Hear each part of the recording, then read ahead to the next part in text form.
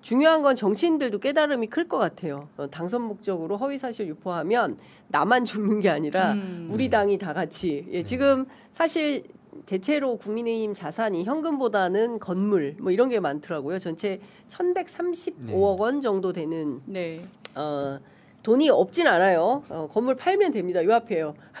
여의도 당사. 예, 바로 판결 나오면 바로. 아니 몇 달 전에 제가 여기 나와서 네. 장윤선 선배 제가 이제 질문 받고 그런 말을 네. 그냥 그때는 사실은 이렇게 될 거라고 기대는 했지만 뭐 확신이 없었으니까 그냥 예. 농담처럼 두고 보시라. 2026년 맞아요. 하반기 2027년 상반기에 대한민국 정치권 정계 개편은 이 재판에 걸렸다. 제가 이런 말씀 드렸었잖아요. 근데 예. 진짜 그렇게 될 수도 있겠다는 있어요. 생각이. 예. 그러니까 이 돈 때문에 맞아요. 그 네. 말씀이 틀리지 않은 게 어쨌거나 지금 오세훈 그 여론조사 건도 이제 내년 되면 확정이 그렇죠. 되고 만약에 결과가 바뀌지 않는다면 내년 초가 되면은 국민의힘에는 굉장한 큰 바람이 부는 거예요. 그렇죠. 그러니까 본인들의 유력한 대권 후보 중에 한 명이 날아가게 되고 그래서 서울시장 보궐선거라는 게 다시 열리게 되면 그 자체도 우리 그 정치 구도에 굉장히 큰 영향을 미칠 거고 그런데다가 재산적으로는 굉장히 큰 타격을 거의 당사를 팔아야 되는 정도의 타격을 받게 되는 거죠. 그러니까 국민의힘이 지금 그 내란 이후에도 굉장한 지금 그 어려움을 겪고 있는데 그래도 쪼개지지 않는 거는 재산이 네. 그래도 많고 그러니까 국민의힘으로 들어와야지 되는 거지 이게 사실 그 전체 전국에서 조직 유지하는 게 보통 일은 아니고 아무나 할 수 있는 건 아니거든요. 그래서 창당을 하는 것보다는 국힘 쪽으로 들어가서 어떻게든 맞아요. 국힘 주도권을 잡는 게 유리하지 않는가라는 판단들을 그 잠룡들이 전부 다 하고 있는데 이 상황에서 재산이 거의 몇 분의 몇 토막이 날아가는 상황인 거예요. 그러니까 굉장히 큰 대격변이 이제 국민의힘 쪽에 있는 거죠. 그렇죠. 지금 전체 올 2월 기준으로 국민의힘 재산이 1,315억 7,760억 정도 되는데요. 토지가 756억, 건물이 160억, 임차 보증금이 273억, 현금이 115억 9,700만 원. 옛날에 정당이 돈이 없었는데 야, 요새는 민주당도 한 500억 있다는 거잖아요. 정청래 전 대표에 따르면 정당이 요새는 너무 부자. 이게 아마 건물 거기다, 다 예, 건물주야. 부동산이 저는- 올라서 근데 저는 이해가 안 되는 게 예. 2004년인가요? 예. 그 지금 이 당이 천막당사. 한나라당 시절인가?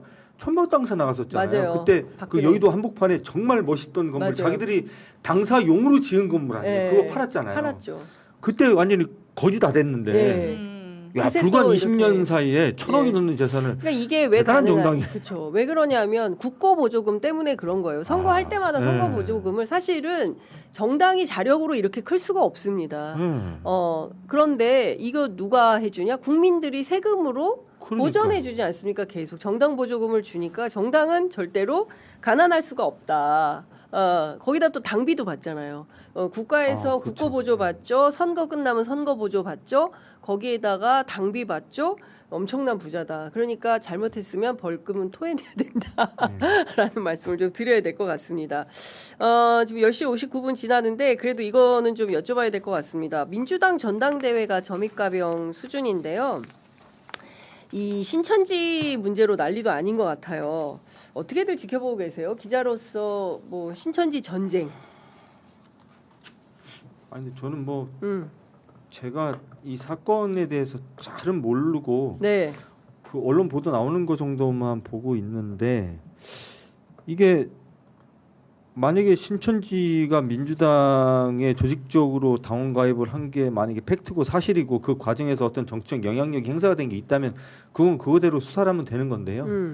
이게 지금 제가 보니까 아직은 뭐 뚜렷한 증거가 나오거나 그런 것 같진 않아요. 그런 정황만 계속 이제 얘기만 나오고 있는데 이게 지금 어쨌든 집권 여당의 전당대회를 뒤흔들고 있는 게 전 조금 보는 사람 입장에서는 좀 불편하고 오히려 뭐 민생이니 뭐니 좀 검찰 개혁이니 좀 해야 될 일이 굉장히 많은데 네. 지금 왜 느닷없이 신천지가 이 전당대회 주요 이슈가 되는지 참 안타까운 마음으로 보고 있습니다. 실체적 진실이 일단 뭔지를 잘 모르겠어요. 이게. 네. 어떻게 들으세요?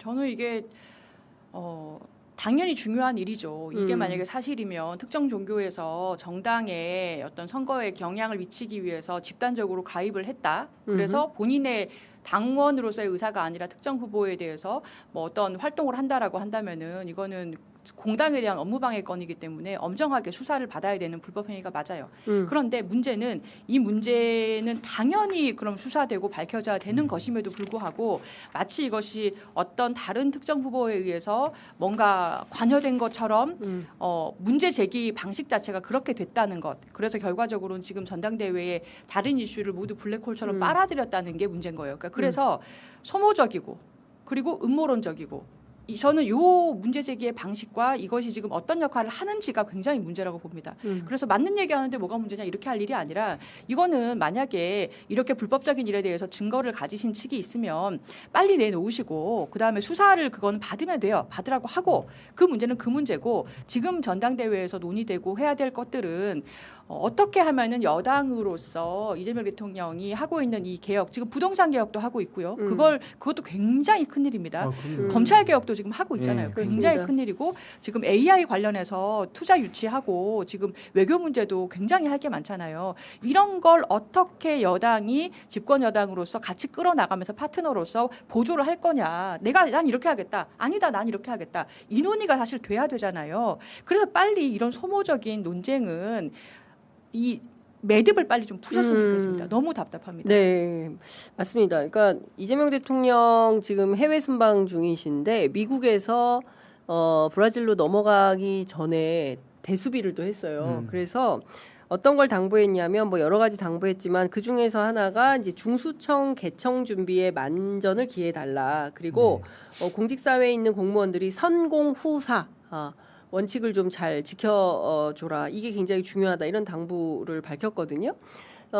저는 이게 맞다고 생각해요. 그러니까 지금 당면한 과제와 그리고 역할을 좀 적극적으로 하는 게 정당으로서의 자기 기능을 하는 것이지 그렇지 않은 이슈들을 그리고 또 제기를 했으면 그 제기한 이슈에 부합하는 사실 증거 뭐 이런 걸 좀 내야 그래야 이런 일이 있었구나 이제 국민적 공감을 얻을 수 있는데 그게 아니라 계속 의혹 불리고 그 다음에 이제 선거 끝난 다음에 다시 이야기해 봅시다라고 하는 것은 조금 논란의 여지가 있다라는 생각이 좀 듭니다. 지금 브라질리아에서 우리랑 딱 그 12시간 차이예요. 지금 네. 밤 11시 03분 지나고 있을 텐데 이재명 대통령 해외 순방 중인데 상파울루로 아마 이동을 해서 아마도 이제 거기에서 이제 경제 관련된 회의를 비즈니스 포럼을 하게 될 것 같은데요. 금속노조 사무실을 방문하신다고 했어요. 오늘 공동 언론 발표에서 상파울루 금속노조 왜 가냐?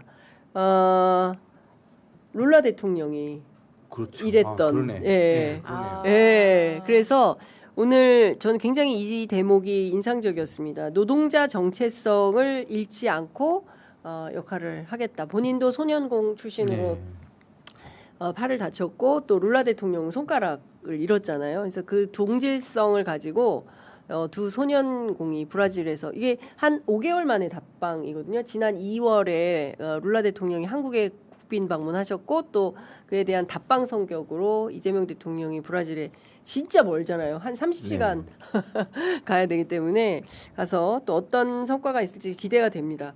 생각해 보니까 검찰과 법원으로부터 엄청난 탄압을 받고 그걸 뚫고 이기고 대통령이 된 것도 비슷하네요. 그렇죠. 맞아요. 그러니까 그렇죠. 과거에 네. 룰라 대통령도 대통령 한번 하시고 맞아요. 사법 피해자죠. 예, 엄청난 사법 피해자죠. 그러니까 진짜 막 감옥도 갔어요. 말도 안 되는 사건으로 수사 재판 받고 감옥 갔다가 네. 나와서 다시 대통령 되신 된 거잖아요. 거죠. 예. 그리고 심지어는 그 당시에 룰라 대통령을 수사하고 막 재판 넘겼던 그 재판장인가 그 사람이 대통령 된 거 아니었나요? 아닌가? 그건 하여튼 아니었죠. 그 사람이 뭐 예. 굉장히 중요한 예. 역할을 했었어요. 그 정치인이 돼서. 그러고 보니까 좀 정치 역정이 좀 비슷한 것 같다는 맞아요. 생각이 드네요. 예. 그러니까 지금 다른 거 다 떠나서 독재를 물리치고 우리 같은 네. 경우에 비상계엄 내란을 물리치고 룰라 대통령도 독재를 물리치고 다시 또 노동자 출신의 대통령이 돼서 이 양국 간의 새로운 경제 협력 메르코스루 브라질 남미 경제 공동체 뭐 이런 그러니까 한 메르코스로 협력을 어떻게 해 나갈지 특히 히토류 세계 2위 강국이기 때문에 우리로서는 굉장히 협력이 필요한 국가여서 한 브라질 간에 어떤 협력이 있을지 그리고 또 남미 이어서 아르헨티나, 칠레에 또 가시거든요. 그래서 어떤 소식들이 전해질지 주말 내내 그리고 내주 월요일 돌아오십니다. 정성호 법무부 장관은 그때까지는 계시겠죠. 계셔야 되죠. 사퇴 안 했으면 좋겠어요. 지금 할 일이 얼마나 많은데 조금만 네. 더 힘내시면 안 돼요? 건강에 안 좋다고. 헬스 많이 하셨다고 그 힘으로 조금 더 버텨주시면 안 됩니까? 네, 좀 버텨야 한다. 기자들은 어떻게 생각해요, 정성호 장관? 뭐 저는 그 정성호 장관 문제에 대해서 전 다른 기자들하고 얘기해 본 적은 없는데 뭐 네. 그냥 제 개인적으로 그냥 저는 갖고 있는 생각이 사실은 저는 그 이 검찰 개혁과 관련돼서 이게 논의가 이렇게 복잡하고 굉장히 이렇게 그 싸움처럼 이렇게 되는데 상당한 원인을 제공한 분이라고 저는 생각을 해요. 정성호 장관께서. 그래서 그 부분에 대해서는 조금 본인이 언제고 기회가 되면 사과를 하셨으면 좋겠다는 생각을 하고 있고 제가 계속 여러 번 말씀을 드렸던 것 같은데 제가 이 자리에서도 말씀을 드렸던 것 같은데 저는 사실은 올 초에 정성호 장관님, 그러니까 저는 뭐 검찰 개혁에 대한 이재명 정부나 정성호 장관님의 진의 그리고 그 생각을 제가 뭐 왜곡하거나 제가 의심하지 않습니다. 의심하지 않는데 말이라는 게 사실은 우리 정치는 다 말로 하는 거니까요. 국회에 나오셔가지고 이재명 정부의 검찰은 다르다 이런 말씀하셨는데 사실은 이 말씀은 굉장히 많은 검찰 개혁을 바라고 그 대한민국 민주주의의 복원을 바랬던 국민들을 마음에 상처를 준 것만은 맞는 일이었습니다.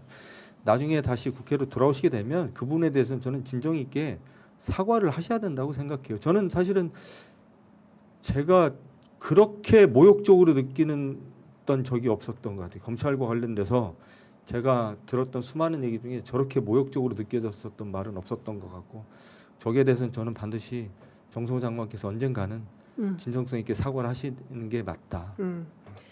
알겠습니다. 11시 07분을 지나고 있기 때문에 이제 마무리를 해야 될 것 같고요. 뭐 대한민국엔 현안이 너무나 많고 이슈가 늘 차고 넘치지만 그래도 한번 쉬어갈 때는 쉬어가야 된다. 그래서 두 분 너무 감사드리고요. 고생 많으셨습니다. 네, 저희가 잘 쉬세요. 잘 쉬셔야 네, 또 네. 시즌2 맞아요. 잘합니다. 과연 쉴 수 있을까요? 아니, 제가 볼 때는 장선 선배는 성격이 아마 쉬시라 그러면 이틀도 안 돼서 아마 또 돌아다니실 거예요. 힘들어 그러시면서 네. 희한하신 막 국회에 분이에요. 나타나가지고 왜 왔어 또 막 네. 이러면 네. 자, 두 분 정말 감사합니다. 고맙습니다. 감사합니다. 감사합니다.